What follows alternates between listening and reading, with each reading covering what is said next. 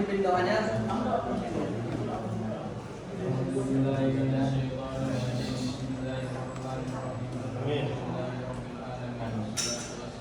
Nah, sebelum kita mulai pembelajaran kita, saya absen dulu ya untuk kehadiran kita semuanya. Saya absen dulu.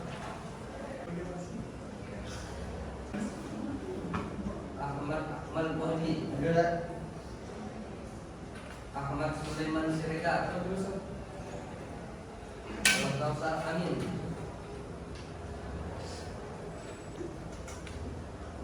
Muhammad Fajrul Islam, Saiful Islam Khadijah. Pada hari ini pembelajaran kita yaitu sejarah pendidikan Islam. Jadi pada hari ini insya Allah kita akan membahas tentang sejarah pendidikan Islam pada masa dinasti Abbasiyah.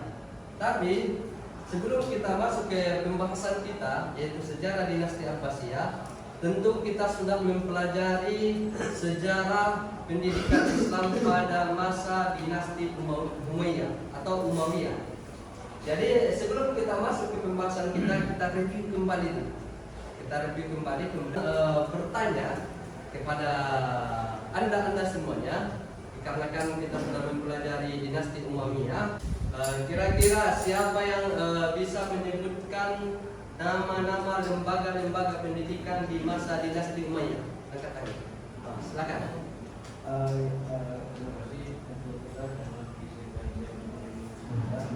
Ada beberapa lembaga pendidikan pada masa Bani Umayyah. Yang pertama yaitu adalah pusat atau maktab, yang kedua itu masjid, yang ketiga itu majelis sastra, yang keempat pendidikan istana, yang kelima yaitu rumah guru, dan yang keenam yang terakhir Badi'ah. Badi'ah, ya terakhir Badi'ah ya. Badi'ah ini berarti di pedalaman atau pelosok. Dan di zaman Rasulullah juga Badi'ah ini tentu di salah satu lembaga pendidikan, dikatakan lembaga pendidikan. Karena Rasul kita juga itu diantarkan ibundanya kemana? Ke Badi'ah juga, yaitu yang disusui. Itu metode, salah satu metodenya. Sebelumnya yaitu dinasti Umayyah atau sejarah pendidikan Islam pada masa dinasti Umayyah. Sekarang kita masuk ke pembelajaran kita yaitu dinasti Abbasiyah. Di dinasti Abbasiyah ini yang akan kita pelajari adalah sejarah pendidikan, khusus pendidikan ya Ikhwan, pendidikan, sejarah pendidikan. Jadi kalau kita lihat juga di layar itu kita buat sejarah pendidikan Islam.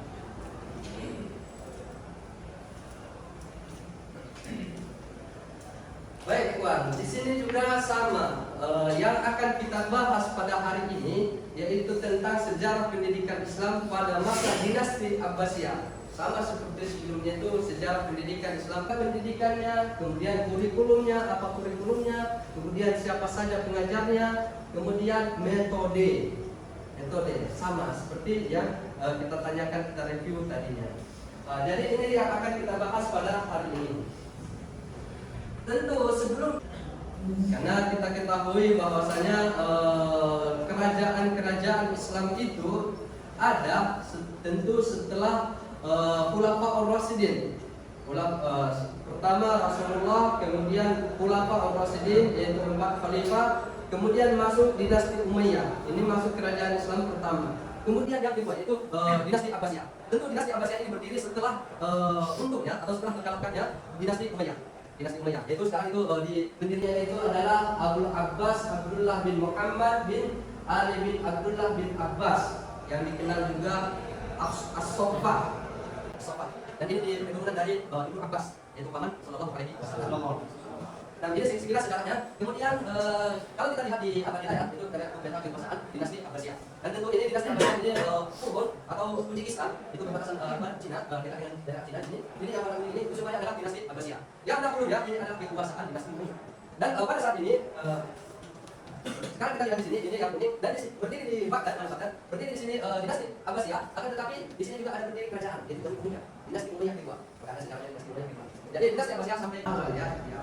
setelah beberapa tahun, beberapa kurun itu baru mandek.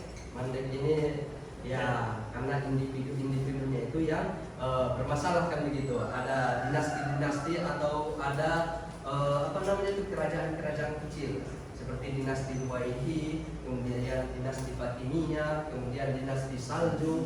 Itu nanti kita akan bahas juga tentang di dinasti Saljuk nanti. Bahwasanya ada di sana itu yang terkenal madrasah, dan itu salah satu lembaga pendidikan yaitu madrasah Indonesia. Dan pada dinasti Fatimiyah juga itu di Fatimiyah itu mereka mendirikan juga di, lembaga pendidikan Al-Azhar Kairo ya. Baik, selanjutnya kita akan membahas tentang lembaga-lembaga pendidikan. Ini sekilas saja kita bahas lembaga-lembaga pendidikan. Di sini saya sebutkan itu ada beberapa lembaga. Kita sebutkan saja yang 1 sampai 3 ya. Urta, kemudian masjid, kemudian halaqah. Dan ini akan mirip dengan di masa dinasti Umayyah. Kemudian selanjutnya kita bahas tentang kurikulum. Kurikulum di masa ini juga itu ada kurikulum terbagi 3, yaitu kurikulum tingkat rendah, kemudian kurikulum tingkat menengah, kemudian kurikulum tingkat tinggi. Jadi sekilas saja ya.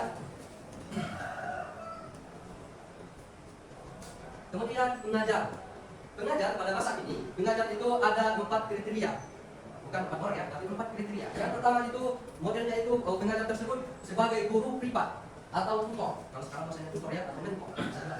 Kemudian yang kedua para muhaddits kutab. Ini dirumuskan di lembaga pendidikan kutab. Kemudian yang ketiga para muhaddits. Kemudian yang keempat yaitu para guru yang memberikan pelajaran di masjid-masjid atau di sekolah-sekolah, ya baik dia guru atau dosen atau seorang dai. Kemudian yang terakhir kita akan membahas tentang metode. Di sini pola dan pendidikannya dan kita jelaskan sendiri metode. Bagaimana metode pendidikan pada masa tersebut? Karena kalau kita baca sejarah, masa keemasan Islam itu di masa awal dinasti Abbasiyah, dan ada juga yang mengatakan itu di dinasti Umayyah, di awal dinasti Umayyah. Berarti bagaimana metodenya? Apakah bisa kita terapkan pada hari ini atau tidak? Ya, mudah-mudahan bisa kita terapkan. Inilah kita mempelajari sejarah ini, apa yang baik kita ambil dan apa yang buruk kita tinggalkan. Jangan mau kita ambil yang keburukan tadi yang membuat jadi mandek pendidikan Islam, tetapi kita ikuti. Ya, jadilah kita mandek, jadilah kita terpuruk kan begitu. Maka kita ambil apa yang membuat orang maju, apa yang membuat emas Islam itu pada masa itu. Ya, maka itulah kita ambil. Salah satunya itu di sini disebutkan metode lisan, metode hafalan, metode tulisan, metode debat atau jadal, atau bisa juga diskusi. Seperti sekarang ini saya berbicara, dan ini metode lisan bisa juga ceramah saya ini dengan lisan. Kemudian nanti metode hafalan itu tadi saya review di awal tadi, bertanya tentang dinasti Umayyah atau pendidikan Islam pada masa dinasti Umayyah. Anda sekarang hafal, Anda ada sebenarnya hafal, dan itu sudah kita buktikan dengan pertanyaan tadi itu disampaikan, berarti itu menghafal. Kemudian itu metode tulisan, nanti tulisan akan kita beri. Kemudian metode jadal atau debat itulah diskusi. Nanti kita diskusikan setelah Anda semuanya tulis, maka kita akan diskusikan tentang tugas-tugas yang sekarang kita sudah sampai berapa menit kita lakukan untuk menonton video, kemudian diskusi di chat YouTube. Dan sekarang apa yang Anda dapatkan pada link YouTube tersebut, di situ ada tugas. Dan sekarang itu sebelum Anda klik tugas tersebut, maka saya akan bagi kelompoknya. Saya akan bagi kelompok dan akan Anda diskusikan. Anda diskusikan dengan ini kan. Berarti jumlahnya itu 24. 24 kita buat 4 kelompok. Sekarang mulai kita dari kanan ini berhitung 1, 2, 3, 4, kemudian 1, 2, 3, 4 seperti itu. Ya benar tuh. 1, 2, 3, 4. 1, 2, 3, 4. 1, 2, 3, 4. 1, 2, 3, 4. 1, 2, 3, 4. 1, 2, 4. Ya baik. Sekarang 1, 2, 3, 4. Yang dapat nomor 1 di sini. Ya silakan beri. Yang dapat nomor 2 di sini. Yang dapat nomor 3 di sini. Di sana. Yang dapat nomor 4 di sini. Silakan. Bawa kemudian kursinya juga siapkan seperti kelompok. Oh begini Tuan. Di Google Form itu ada 4 tugas, 4 kelompok. Di kelompok 1, 2, 3, 4 sesuai kelompok yang tadi. Jadi setiap kelompok itu mendiskusikan di kelompoknya masing-masing dan dituliskan hasil diskusinya itu di kolom atau di Google Form. Google Form itu antum apa lah? Diskusi, Fon, diskusi. Jadi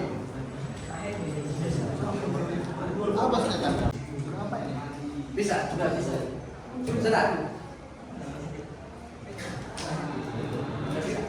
Semuanya waktu kita sudah habis untuk mengerjakan tugas tersebut.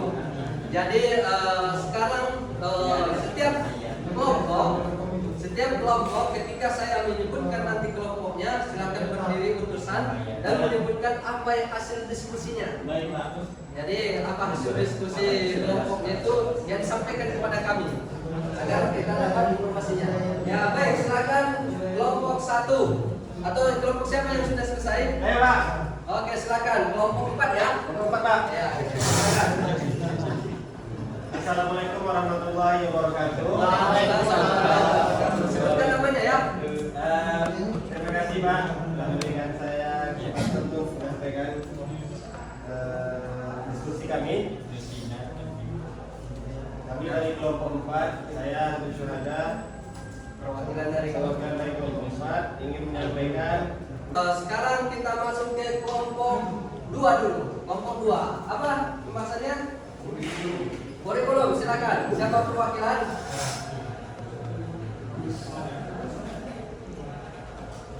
Kurikulum. Baik, di sini kami akan mereview kurikulum ada. Kurikulum.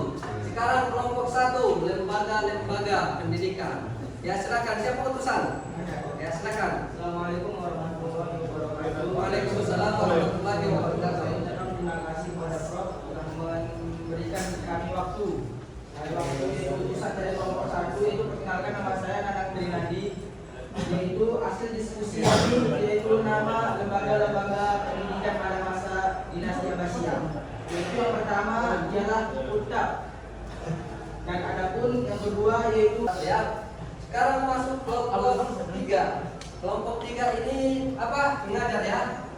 Mengajar. Silakan kelompok 3. Ya, para pengajar yang ada pada dinasti Abbasiyah yaitu pada abad ke-8 berkenaan dengan ini.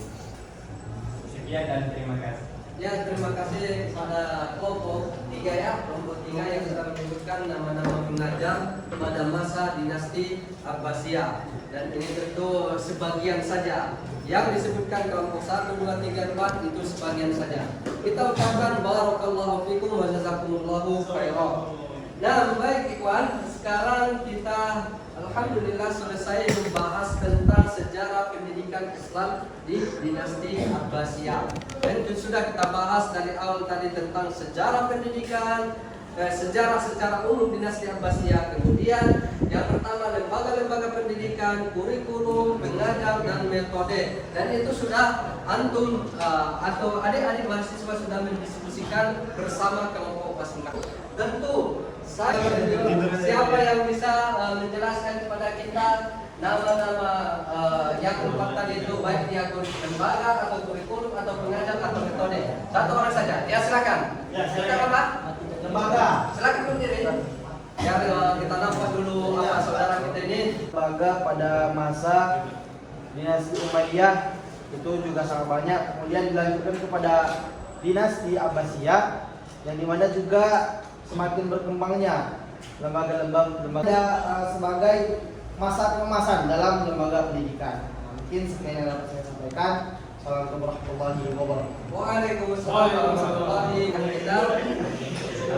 Awal perkuliahan kita dan kita mulai perkuliahan kita. Kemudian sekarang kita alhamdulillah selesai perkuliahan kita. Jadi saya memimpin doa langsung.